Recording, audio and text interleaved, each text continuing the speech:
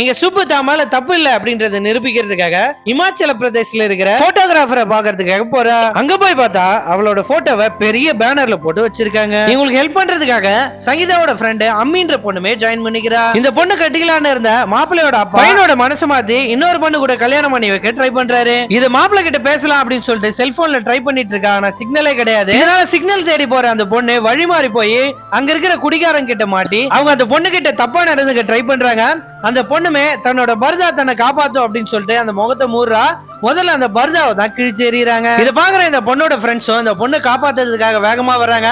இத பாக்குற இந்த பொறுக்கி பசங்க அந்த பொண்ணு ரோட்ல வேகமா தூக்கி போட்டுட்டு ஓடி போயிடுறாங்க. தனக்கு நடந்த கொடுமையை நினைச்சு அந்த பொண்ணு ரொம்பவும் பயங்கரமா வருத்தப்படுறா. யதார்த்தமா அவ போட்டோ போட்டு இருக்கிற மேகசினை பார்த்தாவ கோவத்துல அந்த மேகசினை கிழிச்சு போட்டுட்டு இருக்கா.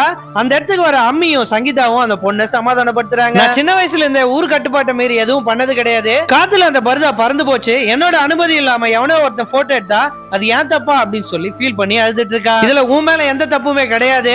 ஜுவாலமா வாழும்போது அவ்வளவு வீரமா வாழ்ந்தாங்க. பெண்கள் பர்தா போட்டாதான் பாதுகாப்பா இருப்பாங்க அப்படின்னு சொல்லிட்டு அவங்க நினைச்சிருப்பாங்களா அப்படின்னு சொல்லிட்டு இவங்க கேக்குறாங்க. இப்ப சங்கீதாவும் அவங்க வாழும்போது நிறமாச கர்ப்பிணியா இருந்தாங்க. அவங்க சாபத்தினாலதான் ஊர்ல இருக்கிற குழந்தைங்களா இறந்து போகுது அப்படின்னு நினைக்கிறியா அப்படின்னு சொல்லிட்டு சுப்பு பார்த்து கேக்குறாங்க. ஒரு வாட்டியாச்சும் அந்த ஊர்ல பலி கொடுக்கறத நிப்பாட்டி பாருங்க.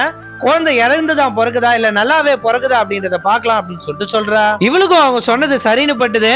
மறுநாள் இவங்க வண்டியில போயிட்டு இருக்கும்போது காத்துல அந்த பர்தா பறந்து போயிடுது. போன பர்தா போனா போயிட்டு போட்டோம் அப்படின்னு சொல்லிட்டு விட்டுடுறா.